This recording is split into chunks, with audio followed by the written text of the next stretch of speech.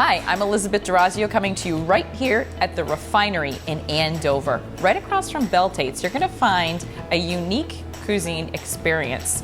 I'm here with Dan Tozier, the chef de cuisine, and right there you can say, wait a minute, what do you mean he's got a chef de cuisine?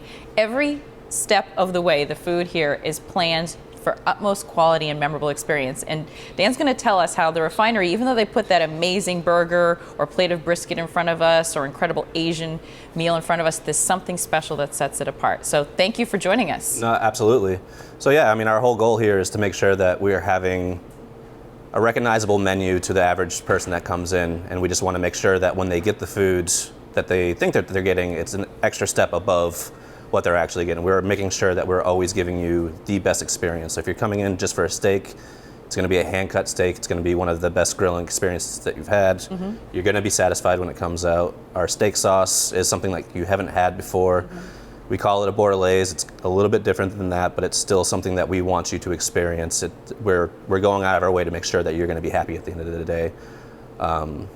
One of the things that's sort of a step above is your custom-built smoker. Tell us a little bit about how those meats kind of permeate your menu. So when we have our grill on the line, normal people think that it's just like a butane grill that just has normal fire that's coming out of it. But this grill is special built to where we can put wood underneath. And when the wood catches fire and starts smoldering, we have that smoke that comes up through. So when you're getting a ribeye, you're getting a grilled ribeye, like a charbroiled, but you're also getting it smoked at the same time. So you're getting a little bit a hit of a hickory or a hit of mesquite, whatever we throw in chip-wise. You're getting that to touch all the burgers, all the fillets, all the ribeyes and stuff like that. So it's just that extra little step that we're still taking to make sure that it's something that you're not going to find somewhere else. And Refinery really it's a good name for this place because you take something as simple as a burger or a sandwich and you've taken it a step farther. It's like the everyday getting made extraordinary. So the kimchi, which is your specialty, you bring that sort of Asian flair, is homemade. Yes. Everything here, every step. Tell us about how you bring that sort of Eastern touch to the menu. So I've always been just fascinated since I was a kid working. I mean, I started when I was 12. When I was 15, I was working at a Korean joint in Cleveland, Ohio. And I was the only person that didn't speak Korean. So I was always lost, but I'm watching these older ladies in their 70s just making stuff. And anytime that they would feed me, I was just blown away by how simple and just powerful the flavors were. So I started researching and getting into it, and I worked at a brewery for a while, so fermentation was always part of that whole ordeal. Mm-hmm. So I started working it into my things. I'm like, all right, I'm gonna start making my own sauerkraut. I'm gonna start making kimchi and all that kind of stuff. So I just started translating how far can I get away with whatever I want to do. I'm gonna make kimchi, and now I'm gonna make a Vietnamese sauce that goes with it, and I'm gonna do this, I'm gonna do that. And surprisingly, this area is very receptive to it. People are enjoying the food that they're getting, and they're enjoying getting something different that they can't find somewhere else. They're coming to the Refinery for a steak, and all of a sudden they're realizing that they're stepping into Vietnam for a second and getting authentic foods as best that I can do for them, and it's working out. It's really paying off. The talent on your team really is shown in a tour de force with some of the specials. Tell us about some of the recent ones that sort of take us out of that typical Americana zone. So we generally try to get something different in every once in a while. A rack of lamb will be something that we get in every once in a while.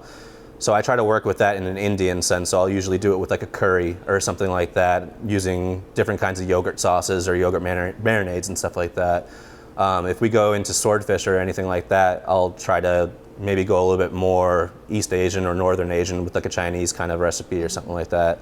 Every once in a while we'll do bulgogi or something like that, which is a Korean dish. So I'll try to keep it different, but still make it something that somebody's going to order and see in front of them and be like, this is exactly what I wanted, even though I didn't know what it was. And that's the great thing is you walk in here, you can come in, you're like, my favorite beer's on tap. Yep. It's right there. Or you know what, something a little bit higher end, they got a great wine list, starting to shape up as you get feedback from the community and find out what we like. And we say, oh, hey, I came in for a burger, but that's special. That Swordfish special is there.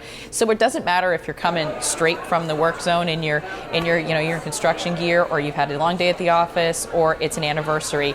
You're going to find something on the menu here that isn't just a good meal, it's an experience. We're trying to make it to where everybody's coming in knowing that they have something locked.